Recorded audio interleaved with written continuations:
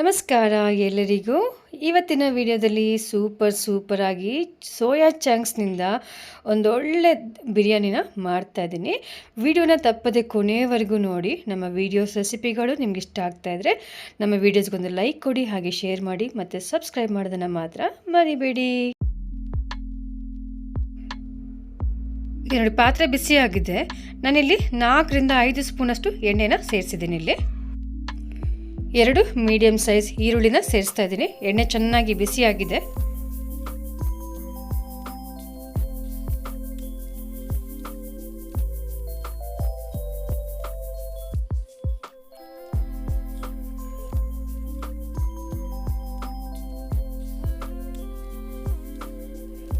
ಈಗ ಈರುಳ್ಳಿ ಸ್ವಲ್ಪ ಫ್ರೈ ಆದಮೇಲೆ ಸ್ವಲ್ಪ ಕಸ್ತೂರಿ ಮೆಂತ್ಯ ಸೊಪ್ಪನ್ನು ನಾನು ಸೇರಿಸಿದ್ದೀನಿ. ಹಾಗೆ ಕಲ್ಲು ಹೂವು ಅಂತ ಹೇಳ್ತಾರೆ, ಅದನ್ನು ಸಹ ಹಾಕಿದ್ದೇನೆ. ಸ್ವಲ್ಪ ಚೆನ್ನಾಗಿ ಎಣ್ಣೆಯಲ್ಲಿ ಹೀಗೆ ಫ್ರೈ ಮಾಡ್ಕೊಳ್ಳೋಣ ಈರುಳ್ಳಿ ಜೊತೆ. ಇಲ್ಲಿ ನಾನು ಬಿರಿಯಾನಿ ಮಸಾಲೆಗಳು ಸೇರಿಸ್ತಾ ಇಲ್ಲ. ಚಕ್ಕೆ, ಲವಂಗ, ಏಲಕ್ಕಿ ಮತ್ತು ಬಿರಿಯಾನಿ ಎಲೆ ಅವನ್ನೆಲ್ಲ ಸೇರಿಸ್ತಾ ಇಲ್ಲ, ಯಾಕಂದರೆ ಅದಕ್ಕಾಗಿ ನಾನು ಸೆಪ್ರೇಟಾಗಿ ಪೌಡ್ರ್ ಮಾಡಿಟ್ಕೊಂಡಿದ್ದೇನೆ. ಆಯಿತಾ? ಸೊ ಈಗ 2 ರಿಂದ 3 ಸ್ಪೂನಷ್ಟು ಶುಂಠಿ ಬೆಳ್ಳುಳ್ಳಿ ಪೇಸ್ಟನ್ನ ಸೇರಿಸಿದ್ದೇನೆ.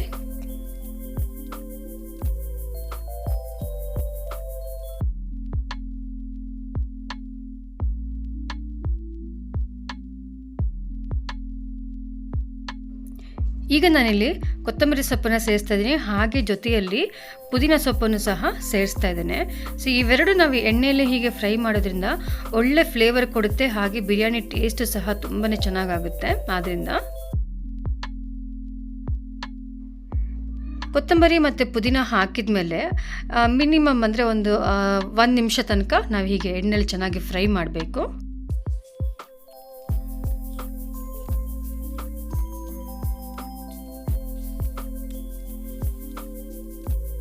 ಈಗ ನಾನಿಲ್ಲಿ 1 ಸ್ಪೂನಷ್ಟು ಅರಿಶಿನ ಪುಡಿ ಸೇರಿಸಿದ್ದೇನೆ.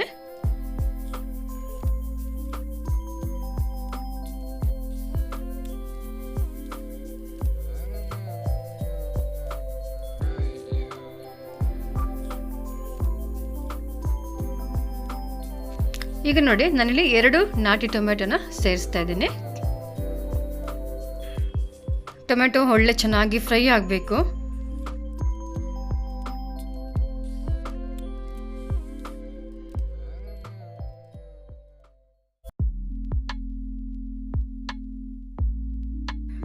ಟೊಮೆಟೊ ಫ್ರೈ ಆಗ್ತಾ ಇರಲಿ, ಅಷ್ಟರಲ್ಲಿ ನೆನೆಸಿಟ್ಟಿರೋಂಥ ಸೋಯಾ ಚಂಕ್ಸ್ ನೋಡ್ಕೊಂಡು ಬರೋಣ. ನೋಡಿ, ನಾನಿಲ್ಲಿ 100 ಗ್ರಾಮಷ್ಟು ಸೋಯಾ ಚಂಕ್ಸನ್ನು ತಗೊಂಡಿದ್ದೀನಿ. ಒಂದು 10 ರಿಂದ 15 ನಿಮಿಷಕ್ಕೆ ನೀರಿನಲ್ಲಿ ಹೀಗೆ ನೆನೆಸಿಟ್ಟಿದ್ದೀನಿ. ನೋಡಿ, ಈಗ ನೀರನ್ನ ನೆನೆಸಿಟ್ಟಾದ್ಮೇಲೆ ನಾವು ಹೀಗೆ ನೀರನ್ನು ಚೆನ್ನಾಗಿ ಇಂಟ್ಕೊಳ್ಬೇಕಾಗುತ್ತೆ. ಇಂಟ್ಕೊಂಡು ಸೆಪ್ರೇಟಾಗಿ ಇಟ್ಕೊಳ್ಬೇಕು. ನಾನಿಲ್ಲಿ ಫಾರ್ಚೂನ್ ಸೋಯಾ ಚಂಕ್ಸನ್ನು ತಗೊಂಡಿದ್ದೀನಿ. ನಾವಿಲ್ಲಿ ಅಂಗಡಿಲಿ ಸಿಗೋದು ಲೂಸಲ್ಲಿ ತಗೊಳೋದು ಅಷ್ಟೇನು ಟೇಸ್ಟ್ ಬರೋದಿಲ್ಲ. ಸೊ ಬ್ರ್ಯಾಂಡೆಡ್ ಪ್ಯಾಕೆಟಲ್ಲಿ ಸಿಗುತ್ತಲ್ಲ, ಫಾರ್ಚೂನ್ ಇಲ್ಲ MTR ಆ ಥರ ಸಿಕ್ಕಿದ್ರೆ ತುಂಬ ಚೆನ್ನಾಗಾಗುತ್ತೆ. ನೋಡಿ, ಈಗ ಸೋಯಾ ಚಂಕ್ಸ್ ಸಹ ರೆಡಿಯಾಗಿದೆ. ನೋಡಿ, 100 ಗ್ರಾಮಷ್ಟು ತಗೊಂಡಿದ್ದೀನಿ. 1 ಕಪ್ಪು ತುಂಬ ಬಂದಿದೆ. ಈಗ ಟೊಮೆಟೊನೂ ಸಹ ಚೆನ್ನಾಗಿ ಫ್ರೈ ಆಗ್ತಾ ಇದೆ. ಈ ಟೈಮಲ್ಲಿ ನಾವು ಚೆನ್ನಾಗಿ ಟೊಮೆಟೊ ಫ್ರೈ ಆಗಿರಬೇಕಾದ್ರೆ ಸೋಯಾ ಚಂಕ್ಸನ್ನು ಸೇರಿಸ್ಕೊಳ್ಳೋಣ.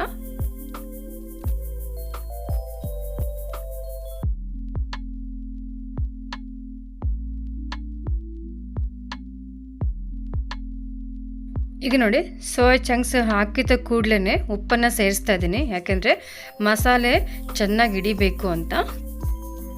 ನಾನಿಲ್ಲಿ 100 ಗ್ರಾಮ್ ಸೋಯಾ ಚಂಕ್ಸ್ ತಗೊಂಡಿದ್ದೀನಿ. ಹಾಗೆ ಇದಕ್ಕೆ ನಾನು 1.5 ಗ್ಲಾಸಷ್ಟು ಅಕ್ಕಿನ ಸೇರಿಸ್ಕೊಳ್ತೀನಿ ಜೊತೆಯಲ್ಲಿ. ಸೊ 1.5 ಗ್ಲಾಸ್ ಅಕ್ಕಿ ಎಷ್ಟು ಬರುತ್ತೆ ಅಂದರೆ ಅರ್ಧ kg ಅಷ್ಟು ಬರುತ್ತೆ. ಸೊ ನಾವಿಲ್ಲಿ ಅರ್ಧ kg ಅಕ್ಕಿ ಮತ್ತು 100 ಗ್ರಾಮಷ್ಟು ಸೋಯಾ ಚಂಕ್ಸ್ ಹಾಕಿ ಮಾಡೋದ್ರಿಂದ ಮನೆಯಲ್ಲಿ ಮಿನಿಮಮ್ ಒಂದು 6 ಜನ ಆದರೂ ಒಂದು ಟೈಮಿಗೆ ಹೊಟ್ಟೆ ತುಂಬ ಊಟ ಮಾಡ್ಬೋದು, ಅಷ್ಟು ಕ್ವಾಂಟಿಟಿ ಆಗುತ್ತೆ.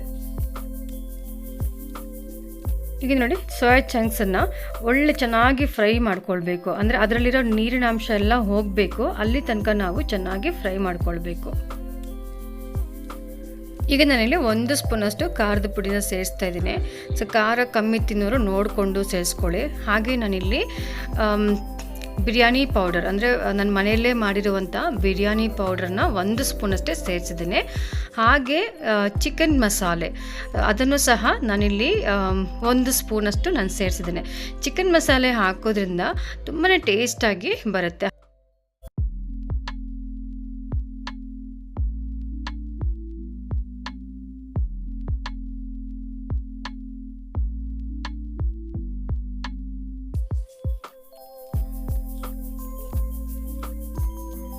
ಈಗ ನಾನಿಲ್ಲಿ ಅರ್ಧ ಕಪ್ಪಷ್ಟು ಮೊಸರನ್ನ ಸೇರಿಸ್ತಾ ಇದ್ದೇನೆ.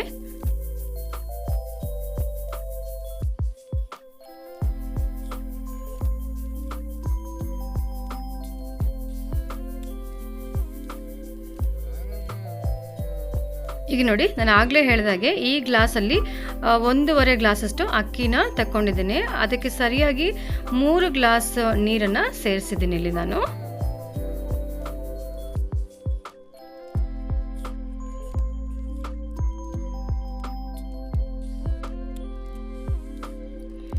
ಈಗ ನೋಡಿ, ಒಂದು ತಟ್ಟೆಯನ್ನು ಮುಚ್ಚಿಟ್ಟು ನೀರನ್ನು ಬಿಸಿ ಮಾಡ್ಕೊಳ್ಳೋಣ. ಸ್ವಲ್ಪ ಬಿಸಿ ಆಗಲಿ.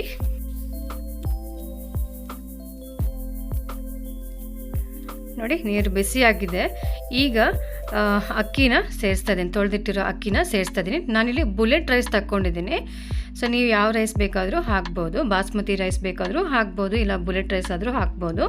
ಸೊ ಈ ಥರ ಬಿರಿಯಾನಿ ಮಾಡೋದಕ್ಕೆ ಬುಲೆಟ್ ರೈಸ್ ಅಂದರೆ ನನಗೆ ತುಂಬ ಇಷ್ಟ. ಆದ್ದರಿಂದ ನಾನಿಲ್ಲಿ ಬುಲೆಟ್ ರೈಸನ್ನ ಯೂಸ್ ಮಾಡ್ತಾ ಇದ್ದೀನಿ.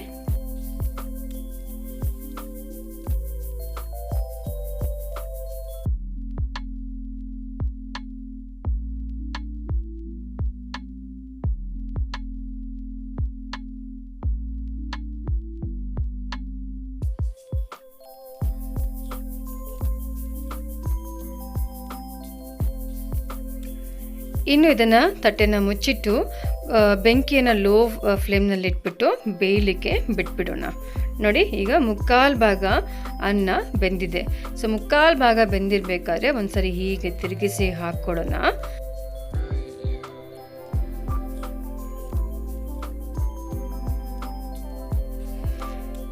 ಇನ್ನು ಇದನ್ನು ಸ್ಟವ್ ಮೇಲೆ ಒಂದು ತವಾನ ಇಟ್ಬಿಟ್ಟು ಅದ್ರ ಮೇಲೆ ಈ ಡೇಕ್ಸನ್ನು ಇಟ್ಟುಬಿಟ್ಟು ತಟ್ಟೆನ ಮುಚ್ಚಿ ಸ್ವಲ್ಪ ಹೊತ್ತು ಒಂದು 5 ನಿಮಿಷಕ್ಕೆ ದಮ್ ಕೊಟ್ಟರೆ ಸಾಕು. ನೋಡಿ, 3/4 ಭಾಗ ಬೆಂದಿದೆ, ತುಂಬಾ ಚೆನ್ನಾಗಿ ಕಾಣ್ತಾ ಇದೆ. ಇವಾಗ ಇನ್ನೊಂದು 5 ನಿಮಿಷಕ್ಕೆ ತವಾ ಇಟ್ಬಿಟ್ಟು ಅದ್ರ ಮೇಲೆ ಡೇಕ್ಸನ್ನು ಇಟ್ಬಿಟ್ಟು, ನೋಡಿ ನಾನು ಇಲ್ಲಿ ತವಾ ಇಟ್ಟಿದ್ದೇನೆ ಕೆಳಗಡೆ. ಸೊ ಅದ್ರ ಮೇಲೆ ಡೇಕ್ಸ ಇಟ್ಟಿದ್ದೇನೆ. ಈಗ ಚೆನ್ನಾಗಿ ನೋಡಿ 5 ನಿಮಿಷ ಆಗಿದೆ ದಮ್ ಕೊಟ್ಟು ನಾನು. ನೋಡಿ, ಈಗ ಸೂಪರ್ ಆಗಿ ಸೋಯಾ ಚಂಕ್ಸ್ ಬಿರಿಯಾನಿ ರೆಡಿಯಾಗಿದೆ. ಸೊ ನೀವು ಸಹ ರೆಸಿಪಿನ ಮನೇಲಿ ಒಂದ್ಸರಿ ಟ್ರೈ ಮಾಡಿ, ಹಾಗೆ ನಿಮ್ಮ ಫ್ಯಾಮಿಲಿ ಒಟ್ಟಿಗೆ ಕುಂತು ಎಲ್ಲರೂ ಒಟ್ಟಿಗೆ ಊಟ ಮಾಡಿ, ಹಾಗೆ ಎಲ್ಲರೂ ಸಹ ಯಾವಾಗಲೂ ಖುಷಿಯಾಗಿರಿ.